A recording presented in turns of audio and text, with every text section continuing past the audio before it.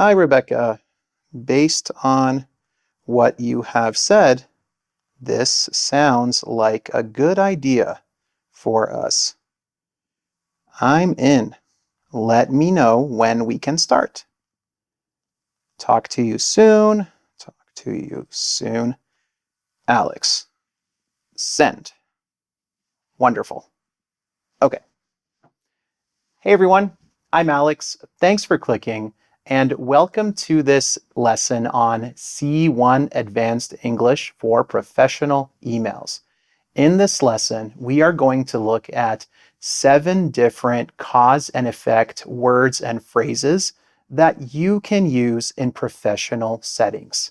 This is ideal if you have an office job, if you work in a law firm, or if you work in a marketing department. It doesn't matter if you have an office job where you are sending emails, dealing with clients, dealing with customers, emailing your boss, emailing colleagues, coworkers. These are very useful phrases. So these all relate to cause and effect. And cause and effect is about giving reasons for something, giving explanations for decisions or for why something happened the way it did. So let's begin with due to. So due to is linked to another phrase that we will get to at the end of this video. Due to unforeseen circumstances, we have had to cancel the order. Now, this is a very common sentence, due to unforeseen circumstances. Unforeseen circumstances are circumstances that you couldn't predict. Like, oh, that's a surprise. There was no way we could have prepared for that situation. Okay, so due to. Let's continue with given. So given what we know about our competition, it's probably best if we act quickly. So if something is given, we accept it. It's like, okay, we know this is true. So given this information, because we know, we accept this information, we say this information is true, given what we know, given what you said, given the cost of the product, for example, given what we know about our competition, it's probably best if we act quickly in this situation. Next, seeing that. So if you use seeing that, you're kind of looking at a situation, looking at a context and say, okay, I see this. Seeing that your application is incomplete. This means like I see that your application is incomplete. Seeing that your application is incomplete, we are unable to move forward with the process. To move forward is a wonderful phrase as well in email contexts and in business meetings as well, and in academics actually. Well, more so in business settings actually. So to move forward with something means to take the next step in a process. So if you work for a company that has a step-by-step process for how to process a new customer or a new client. First, okay, we meet with them, then they have to sign a paper, then we send the invoice, then when they pay the invoice, we send them the product that we promised them. So, okay, seeing that your application is incomplete, we are unable to move forward with the process. Let's continue. Based on. So, based on the timeline you have given us, we would need to reevaluate the terms of the contract. So to reevaluate is to look at the contract again, because you gave us, this timeline. A timeline is how long you have to deliver something, a product or a service, a product or a service. We would need to reevaluate. You can also say we need to reevaluate the terms of the contract. So this is similar to given, like based on this, given this, like based on this information. This is the information we have. This is what the foundation of my argument is. This is what I am basing it on. Next, on account of, which is a nice fancy way to say as a result of.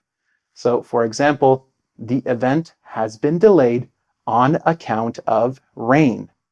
So as a result of rain, that's why the event has been delayed. And again, you can put this at the beginning of the sentence as well. All of these you could technically. So you can say, on account of rain, the event has been delayed. As a result of rain, the event has been delayed. It sounds a little better in the second part in this case, though. So on account of, as a result of, on account of your excellent, excuse me, I had to swallow. On account of your excellent performance review, we will be able to give you a 10% raise. That's a big raise, actually, in most companies, 10%. That would be awesome, actually. Next, since. Since we were unable to verify the customer's identity, we had to end the phone call. So here you are explaining your decision for ending a phone call with a client or a customer in this case, a customer to your boss or to your team leader, to your manager. And they're going to say, this customer called me and they were really upset. Like, why did you not answer their questions? Well, they failed the identity verification process when they called us. So you email your boss or you talk to them on the phone. Since we were unable to verify the customer's identity, we had to end the phone call. All right, so we have due to, which is very similar to as a result of, on account of. We have given. We have seeing that. We have based on account of, as a result of, and we have since. So those are 7 words and phrases that you can use to help your English emails sound more professional, more advanced. And it's not even about advanced, just more professional. This is how people write in professional settings with phrases and sentences like this.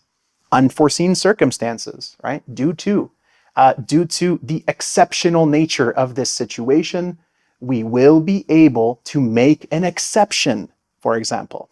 Okay? All right. Let's test your understanding of this material.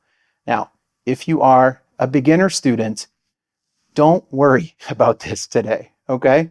This is intended for advanced learners who are in a professional English environment, who are writing emails, who are speaking on the phone, who are giving presentations, who are giving meetings in English. And this is to help you guys perform better in those situations. And I hope that with the tools you have here, you will be able to do so. If you want more email tools, check out the link that is attached to this video where you can find the resource for how to write a professional email in English. It includes a lot of general information and specific information with set phrases that I think you will find really handy. So, thank you very much for watching again. Check out the quiz on engvid.com. If you enjoyed this lesson, subscribe to my channel on YouTube, like the video, share it, and good luck with your studies.